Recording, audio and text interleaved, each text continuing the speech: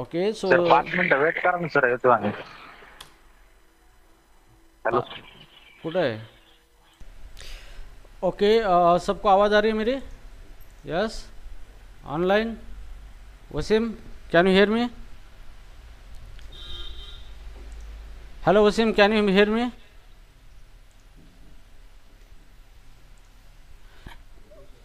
Okay, yes so sir.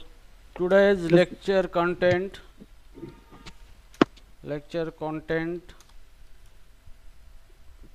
practical of CSS3 properties.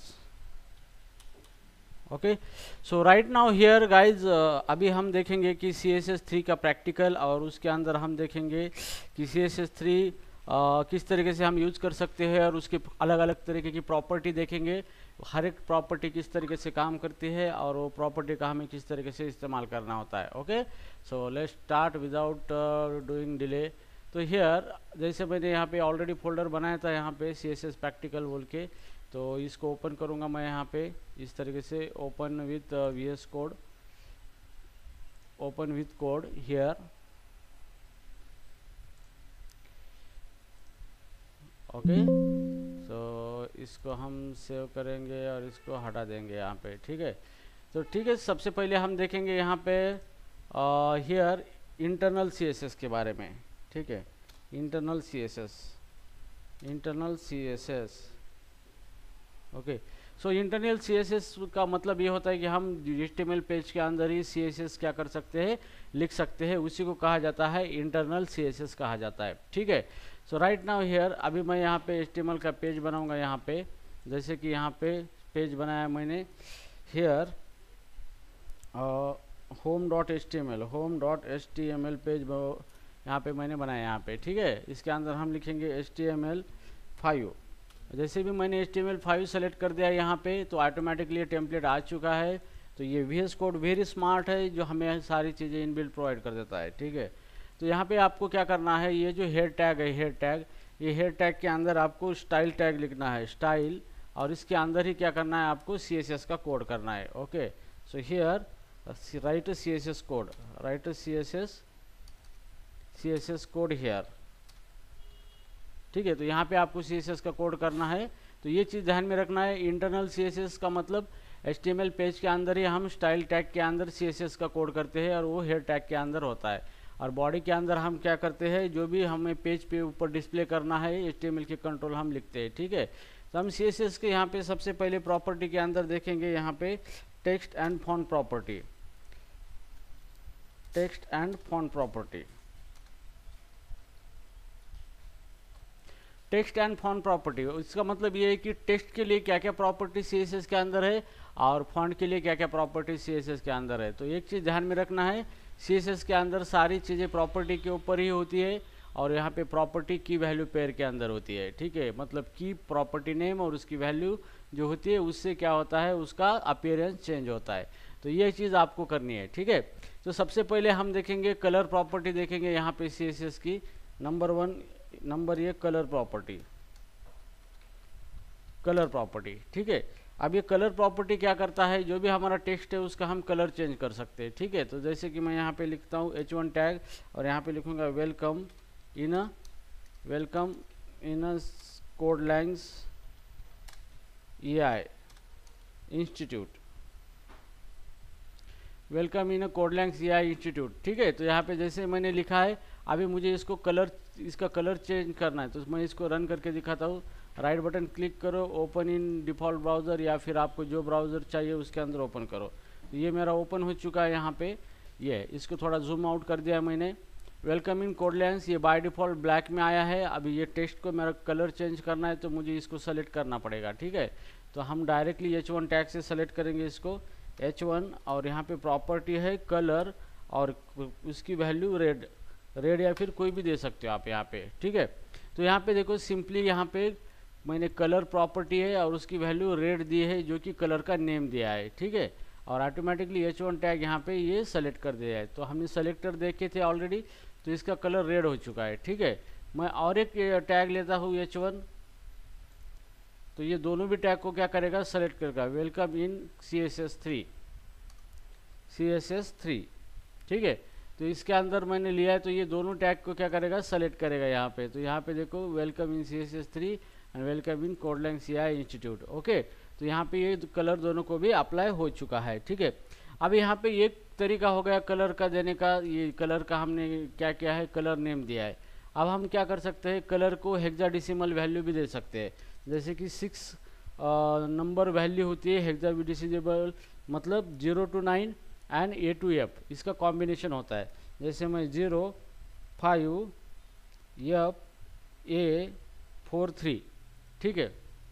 तो ये 0 यहाँ पे, ये 0 है यहाँ पे, तो ये देखो ये हेक्साडेसिमल वैल्यू हो गई है, तो इसका कलर ये आ चुका है, ठीक है।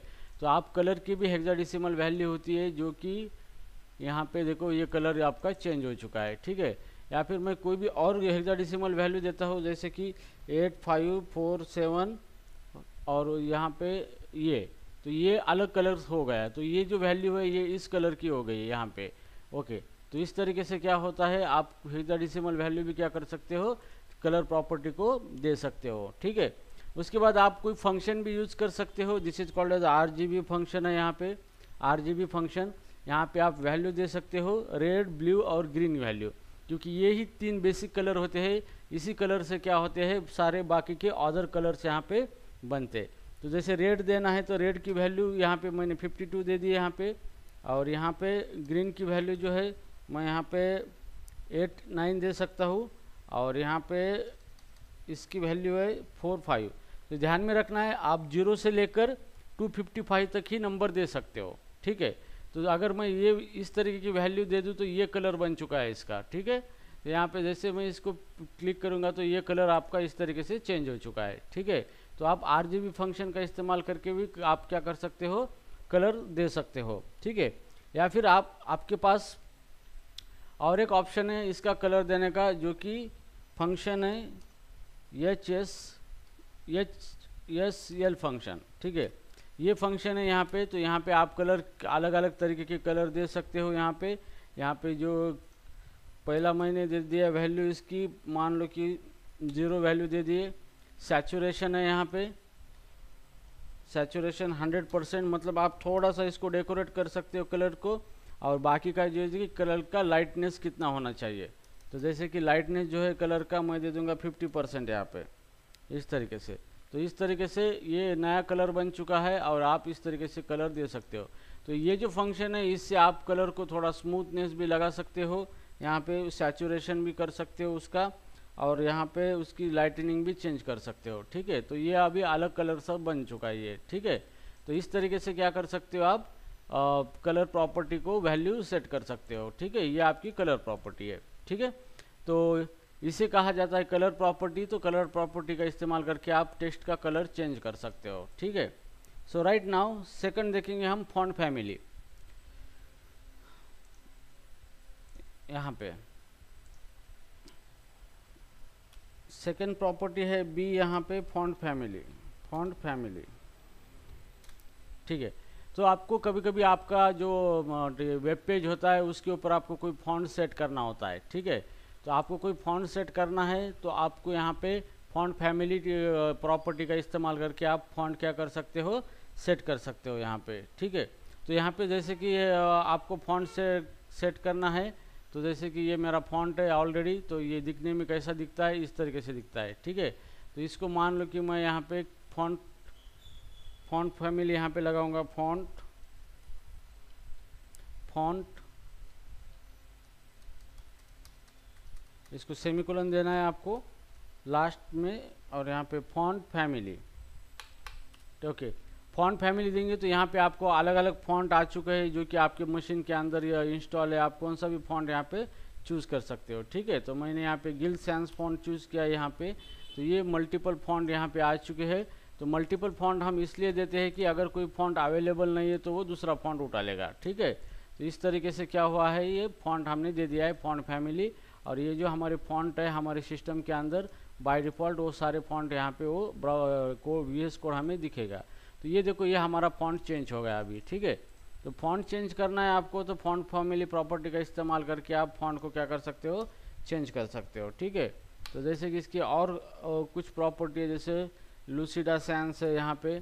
तो ये फ़ॉन्ट अगर मैं चेक करता हूँ यहाँ पे, तो रिफ्रेश करने के बाद ये फ़ॉन्ट इस तरीके से दिखता है यहाँ पे। ठीक है, तो यहाँ पे आप फ़ॉन्ट वेब पेज के ऊपर फ़ॉन्ट क्या कर सकते हो, चेंज कर सकते हो, और आपके जो फ़ॉन्ट चाहिए वो फ़ॉन्ट आप लगा सकते हो by using a font family यहाँ पे प्रॉपर्टी। ठीक है, तो आपको ये फ़ॉन्ट फैमिली प्रॉपर्टी का इस्तेमाल करके किस तरीके से फ़ॉन्ट चेंज करना है अभी पता चल चुका है। ठीक है, सो राइट नाउ अभी हम देखेंगे फ़ॉन्ट साइज़ के बारे में।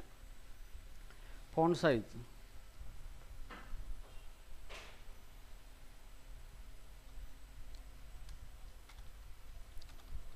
Font size. ठीक है, तो अभी हम देखेंगे फ़ॉन्ट साइज़ के बारे में। तो आप सबको पता है कि फ़ॉन्ट साइज़ का मतलब क्या होता है, कि हम फ़ॉन्ट की साइज़ को कंट्रोल कर सकते हैं, फ़ॉन्ट की जो साइज़ है उसको इंक्रीज़ कर सकते हैं। ठीक है, तो मुझे फ़ॉन्ट की साइज़ बढ़ानी है। मान लो मेरा फ़ॉन्ट अभी ये है, इतना है, जैसे कि मेरा टेक्स्ट यहाँ पे दिख रहा है, मैंने इसको जूम किया था, तो मैं यहाँ पे इसको 100% पे लेके आता हूँ। तो मेरा टेक्स्ट की साइज़ इतना दिख रहा है स्क्रीन के ऊपर, मुझे इसकी साइज़ बढ़ानी है फ़ॉन्ट की। तो यहाँ पे हम देंगे फ़ॉन्ट साइज़, फ़ॉन्ट साइज़। तो यहाँ पे सेमीकोलन देना है आपको लास्ट में, पहली प्रॉपर्टी के, फिर दूसरी प्रॉपर्टी आएगी फ़ॉन्ट साइज़ यहाँ पे। और फ़ॉन्ट साइज़ आप लिख सकते हो लार्ज, लार्जर, मीडियम, स्मॉल और extra large. Small, extra, double x large, small, 0%, ये इसकी वैल्यू होती है। ठीक है, तो बहुत सारी वैल्यू होती है। तो हम फ़ॉन्ट की साइज़ पिक्सल में भी दे सकते हैं या फिर EM में भी दे सकते हो। ठीक है, तो मैं इसको 5 EM दे दूँगा फ़ॉन्ट की साइज़, और जैसे कि हम इसको चेक करेंगे तो ये देखो फ़ॉन्ट हमारा 5 EM के हिसाब से बढ़ चुका है। या फिर मैं इसको साइज़ देता हूँ 7 EM, और तो यहाँ पे देखो ये आपका फ़ॉन्ट क्या हो गया है, बढ़ चुका है यहाँ पे। ठीक है, तो चाहे आप पिक्सल में देना है तो पिक्सल में भी दे सकते हो आप यहाँ पे। पिक्सल में जैसे कि 15 पिक्सल फ़ॉन्ट की साइज़ है यहाँ पे, तो जैसे भी देंगे तो यहाँ पे 15 पिक्सल इतना छोटा आ चुका है यहाँ पे। या फिर आप परसेंटेज में दे सकते हो इसको, परसेंटेज 15% फ़ॉन्ट साइज़, तो ये 15% आ गया आपके स्क्रीन के। ठीक है, या फिर यहाँ मैं दे दूँगा 50% फ़ॉन्ट की साइज़ यहाँ पे, 50%, तो ये और थोड़ा सा बड़ा हो चुका है। ठीक है, और मैं इसको 100% दे दूँगा या फिर 200-300% दे दूँगा, तो ये और भी बड़ा दिखेगा फ़ॉन्ट साइज स्क्रीन के रिजोल्यूशन के हिसाब से। ठीक है, तो इस तरीके से आप क्या कर सकते हो, टेक्स्ट का फ़ॉन्ट चेंज कर सकते हो। ठीक है, सो राइट नाउ यहाँ पे हम फ़ॉन्ट वेट प्रॉपर्टी देखेंगे। Font weight, ABCD font weight. Okay, अब यहाँ पे ये प्रॉपर्टी है फ़ॉन्ट वेट प्रॉपर्टी। अब ये फ़ॉन्ट वेट प्रॉपर्टी क्या करती है कि फ़ॉन्ट की थिकनेस कितनी बढ़ानी है आपको। ठीक है, तो यहाँ पे हम देखेंगे ये हमारा फ़ॉन्ट है, यहाँ पे रेंडर हुआ है ये इस तरीके से ये फ़ॉन्ट। अब इसकी थिकनेस मुझे बढ़ानी है, तो यहाँ पे हम प्रॉपर्टी लगाएंगे फ़ॉन्ट वेट। और फ़ॉन्ट वेट हम नंबर में भी दे सकते हो, जैसे मैंने 500 दे दिया यहाँ पे, तो उसके हिसाब से इसका थिकनेस बढ़ेगा। ओके, या फिर मैं फ़ॉन्ट वेट यहाँ पे बोल्ड है, यहाँ पे bold, italic, font weight bold भी दे सकते हो आप यहाँ पे। तो जैसे मैंने बोल्ड दे दिया तो ये मेरा फ़ॉन्ट बोल्ड में हुआ है। ओके, तो फ़ॉन्ट की थिकनेस हम दे देंगे यहाँ पे 600, और यहाँ पे ओके, तो यहाँ पे बोल्ड करना है तो इसकी वैल्यू 700 है बोल्ड करने के लिए शायद। हाँ, तो ये फ़ॉन्ट ऑलरेडी बोल्ड में ही दिख रहा है, क्योंकि ये फ़ॉन्ट ऑलरेडी बोल्ड में है, क्योंकि हमने H1 टैग का इस्तेमाल किया है, हेडिंग टैग। ठीक है, तो जैसे कि मान लो हम यहाँ पे दूसरा टैग ले लेंगे, जैसे कि P टैग यहाँ पे है, और P टैग में है this is a font, this is font size. ठीक है, और यहाँ पे हम P टैग को सेलेक्ट करेंगे इस तरीके से, और उसको दे देंगे फ़ॉन्ट वेट प्रॉपर्टी। तो ये यहाँ पे दिखाएगा हमें फ़ॉन्ट का वेट, मतलब फ़ॉन्ट की थिकनेस बोल्ड में दिखाएगा यहाँ पे। तो ये बोल्ड में हो चुका है फ़ॉन्ट। हम फ़ॉन्ट की साइज़ भी बढ़ाएंगे फ़ॉन्ट की इस तरीके से। ये फ़ॉन्ट की साइज़ हमने बढ़ा दी। ठीक है, तो यहाँ पे ये देखो फ़ॉन्ट, हमारा फ़ॉन्ट बन चुका है, बोल्ड में फ़ॉन्ट आ चुका है यहाँ पे। ठीक है, तो ये फ़ॉन्ट वेट प्रॉपर्टी जो है इसका यूज़ करके हम क्या कर सकते हैं, फॉन्ट को बोल्ड में कन्वर्ट कर सकते हो, ठीक है। सो नाउ हियर आप फॉन्ट को वैल्यू भी दे सकते हो यहाँ पे बोल्ड करने के लिए, या फिर आप फॉन्ट का नाम भी दे सकते हो। जैसे मैं इसको निकाल दूंगा, नॉर्मल फॉन्ट करूँगा नॉर्मल, तो कंट्रोल एस करूँगा तो ये नॉर्मल हो जाएगा फॉन्ट, यहाँ पे नॉर्मल हो गया। या फिर मुझे इसको बोल्ड करना है तो यहाँ पे मैं इसको बोल्ड कर दूंगा, यहाँ पे कंट्रोल एस कर दिया मैंने यहाँ पे, और इसको रन करने के बाद ये फॉन्ट क्या हो गया हमारा, बोल्ड हो चुका है, ठीक है। अभी हम देखेंगे फॉन्ट स्टाइल के बारे में, ठीक है। यहाँ पे ABCDE फॉन्ट स्टाइल, ठीक है। तो फॉन्ट की अलग अलग स्टाइल होती है, तो हम फॉन्ट स्टाइल के बारे में भी देखेंगे यहाँ पे कि फॉन्ट अलग अलग स्टाइल में हम फॉन्ट को क्या कर सकते हैं, डिस्प्ले कर सकते हैं, ठीक है। जैसे कि फॉन्ट की स्टाइल होती है इटैलिक, तो मान लो यहाँ पे मैंने बोल्ड यहाँ पे लिखा है फॉन्ट स्टाइल और यहाँ पे लिखा है इटैलिक, ठीक है। कंट्रोल एस कर दिया मैंने, और जैसे भी मैं यहाँ पे रिफ्रेश करूँगा तो यहाँ पे मेरा फॉन्ट है इटैलिक हो चुका है यहाँ पे, ओके। सो राइट नाउ जैसे कि अब और इसकी कुछ प्रॉपर्टी है, जैसे इटैलिक है, अंडरलाइन है, जैसे फॉन्ट स्टाइल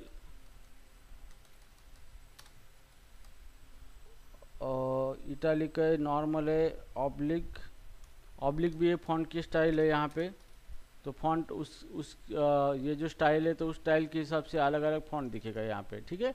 तो ये इटैलिक जैसा ही दिखता है, ऑब्लिक स्लाइटली थोड़ा सा डिफरेंट है यहाँ पे। सो उसके बाद हम, ठीक है, अब इसके बाद हम देखेंगे लाइन हाइट प्रॉपर्टी।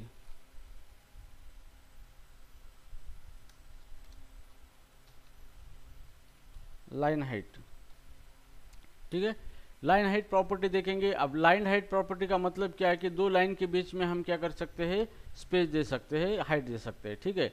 जैसे मान लो अभी मेरा ये हटा देता हूँ मैं इसको, ये मेरा P टैग है यहाँ पे, और ये मैंने S टैग को भी ये हटा दिया सारी प्रॉपर्टी, ठीक है। अब ये P टैग है, पैराग्राफ टैब है, तो इसके अंदर मैं 2-3 लाइन लिखता हूँ यहाँ पे। जैसे कि इस तरीके का जो मेरा टैग है यहाँ पे, ये टैग के अंदर मैंने कुछ लाइन्स लिखी है यहाँ पे,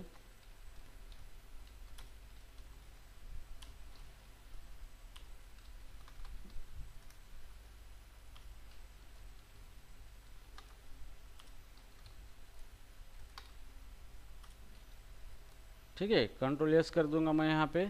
अभी हम देखेंगे लाइन हाइट प्रॉपर्टी किस तरीके से वर्क होती है। तो ये देखो, ये मेरा पैराग्राफ आया है, इसके अंदर ये लाइन है, तो इस लाइन के बीच में हमें हाइट देना है, लाइन की हाइट यहाँ पे।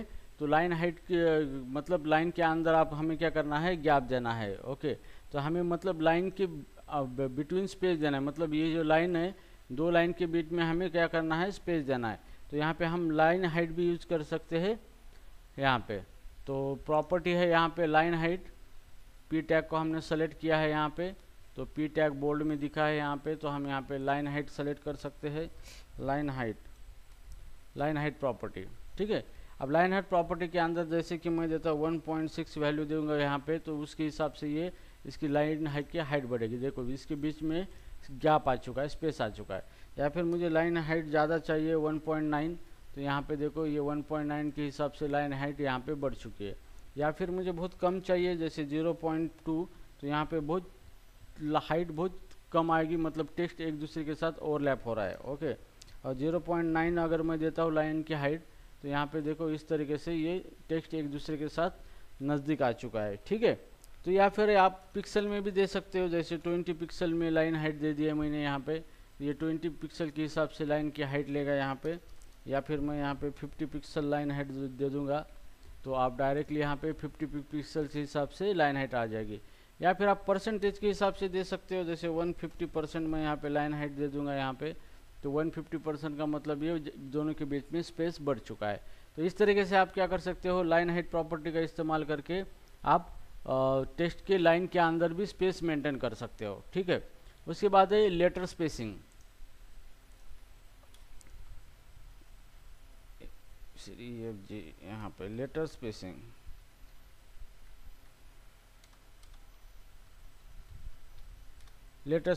ठीक है।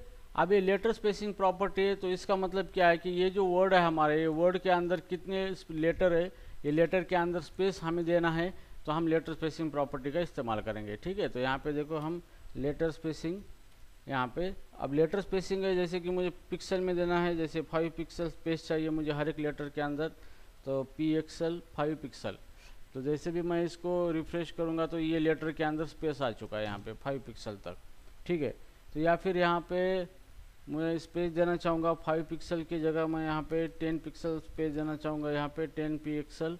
तो यहाँ पे ऑटोमेटिकली 10 पिक्सल यहाँ पे देखो लेटर के अंदर स्पेस आ चुका है यहाँ पे, ठीक है। अगर आपको इस तरीके की स्पेस देनी है लेटर के अंदर तो आप यहाँ पे लाइन स्पेसिंग प्रॉपर्टी का इस्तेमाल कर सकते हो, ठीक है।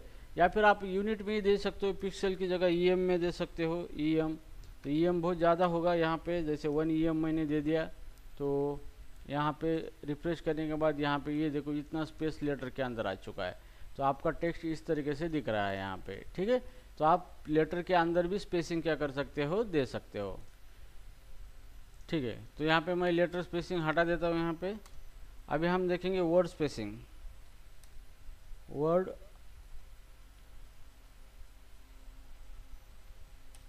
स्पेसिंग, ठीक है। तो अब यहाँ पे मान लो ये जो वर्ड है हमारे यहाँ पे, जैसे मैं इसको रिफ्रेश कर देता हूँ, ये वर्ड है, ये वर्ड के बीच में जो स्पेस है ये, तो ये स्पेस अगर आपको देना है तो आप वर्ड स्पेसिंग का इस्तेमाल कर सकते हो। जैसे वर्ड स्पेसिंग मुझे 10 पिक्सल चाहिए तो हर एक वर्ड के बिटवीन 10 पिक्सल क्या आएगा यहाँ पे, डिफरेंस आएगा यहाँ पे इस तरीके से। ये 10 पिक्सल क्या आएगा, स्पेस आ जाएगा, ठीक है। या फिर हम यहाँ पे 20 पिक्सल दे देंगे यहाँ पे इस तरीके से, 20 पिक्सल कंट्रोल एस कर देंगे और रिफ्रेश कर देंगे तो यहाँ पे देखो ये 20 पिक्सल यहाँ पे क्या आया है, स्पेस आया है यहाँ पे, ठीक है। तो हियर अगर मैं 30 पिक्सल दे दूंगा यहाँ पे, कंट्रोल एस कर दूंगा यहाँ पे, तो 30 पिक्सल यहाँ पे स्पेस आया है। इस तरीके से आप क्या कर सकते हो, वर्ड स्पेसिंग भी दे सकते हो यहाँ पे।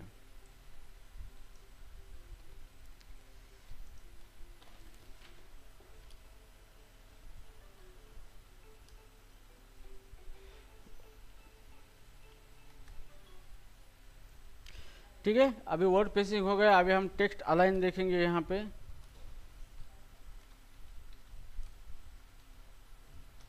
Text align property. अब टेक्स्ट अलाइन का मतलब यह है कि आपको टेक्स्ट यहाँ पे हॉरिजॉन्टली टेक्स्ट आपको मूव करना है, ठीक है। तो किस तरीके से वर्क होता है यहाँ पे देखेंगे। सो यहाँ पे ये मेरा टेक्स्ट है, मैं एक टेक्स्ट इसको निकाल दे दूंगा यहाँ पे और मैं सिंपली मैसेज दे दूंगा यहाँ पे, वेलकम इन कोडलैंग्स सॉफ्टवेयर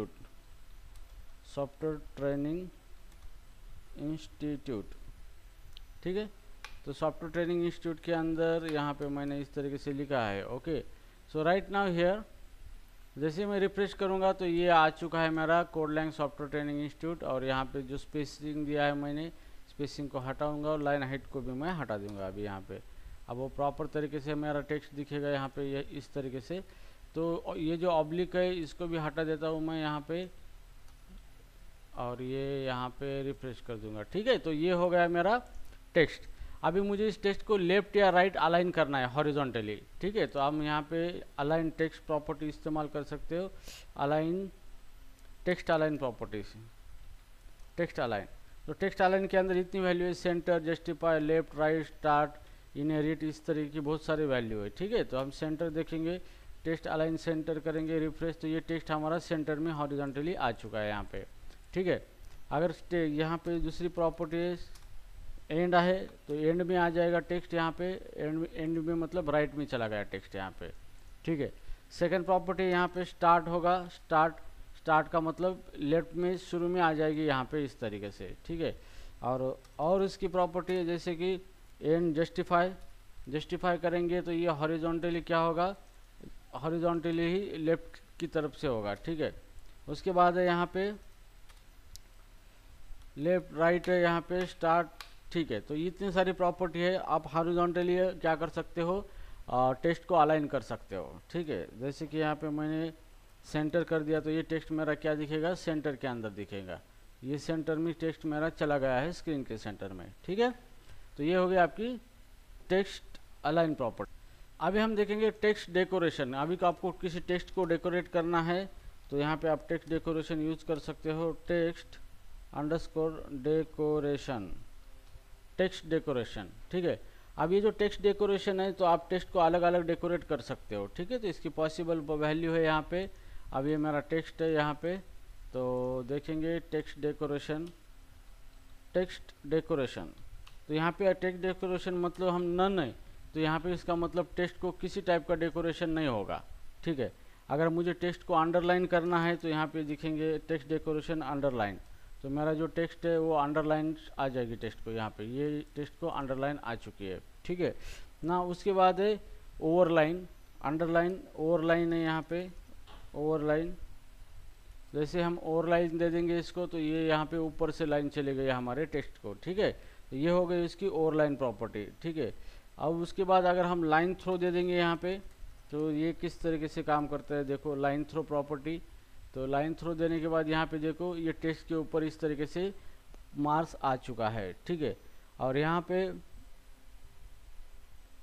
अब टेक्स्ट डेकोरेशन कलर देना है हमें, तो जो भी टेक्स्ट के ऊपर हमने डेकोरेट किया है तो उसको कलर आ जाएगा, text decoration colour, text decoration colour जैसे कि रेड, टेक्स्ट डेकोरेशन कलर दिया है जैसे कि रेड। और रिफ्रेश करने के बाद यहाँ पे देखो जो भी डेकोरेशन दिया था हमने जैसे लाइन थ्रो, उसका कलर क्या आया है, रेड आया है। तो इस तरीके से आप वेब पेज के ऊपर भी दिखा सकते हो, किसी को आप जैसे रिमूव करना चाहते हो तो उसको डेकोरेट करके उस डेकोरेट का कलर भी आप क्या कर सकते हो, चेंज कर सकते हो, ठीक है। सो राइट नाउ अभी हम देखेंगे टेक्स्ट ट्रांसफॉर्म प्रॉपर्टी।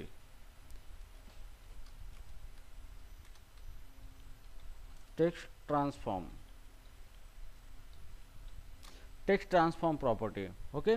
सो टेक्स्ट ट्रांसफॉर्म का मतलब हम टेक्स्ट को ट्रांसफॉर्म करेंगे अपर केस और लोअर केस के अंदर, ठीक है। तो मैं इसको अभी हटा देता हूँ यहाँ पे अब ये हमारा टेक्स्ट है जैसे कि हमने सेंटर में लिया है, ओके। तो मुझे इसको क्या करना है, अपर केस में करना है, पूरा टेक्स्ट अपर केस में ट्रांसफॉर्म करना है, ठीक है। तो टेक्स्ट ट्रांसफॉर्म नाम से प्रॉपर्टी है। अगर हम नन करते हैं तो पूरा उसके ऊपर कोई ट्रांसफॉर्मेशन नहीं अप्लाई होगा, यहाँ पे नन। अगर मुझे इसको पूरा कैपिटल करना है तो मैं इसको कैपिटलाइज करूँगा, यहाँ पे कैपिटलाइज। जैसे ही मैं इसको कैपिटलाइज करूँगा यहाँ पे ये टेक्स्ट क्या होगा, कैपिटलाइज होगा, मतलब इसका पहला अक्षर कैपिटल में आ जाएगा यहाँ पे, ठीक है। या फिर मुझे क्या करना है, इसको अपर केस में कन्वर्ट करना है तो यहाँ पे अपर केस दे दूंगा मैं, तो ये ऑटोमेटिकली पूरा टेक्स्ट का अपर केस में कन्वर्ट हो चुका है आपका, ठीक है। अगर मुझे इसको लोअर केस में देना है यहाँ पे तो ये लोअर केस में कन्वर्ट हो जाएगा, लोअर केस कंट्रोल एस। जैसे मैं लोअर केस में दे दूंगा तो ये लोअर केस में आ गया है मेरा पूरा टेक्स्ट, ठीक है। तो इस तरीके से क्या कर सकते हो आप, टेक्स्ट की जो प्रॉपर्टी है वो चेंज कर सकते हो, ठीक है, यहाँ पे।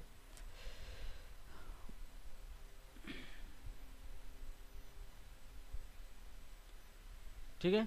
सो अभी हम देखेंगे टेक्स्ट इंडेंटेशन।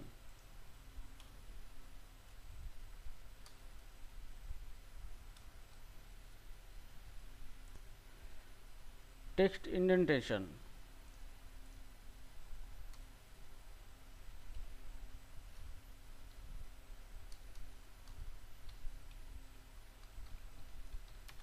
Text indentation,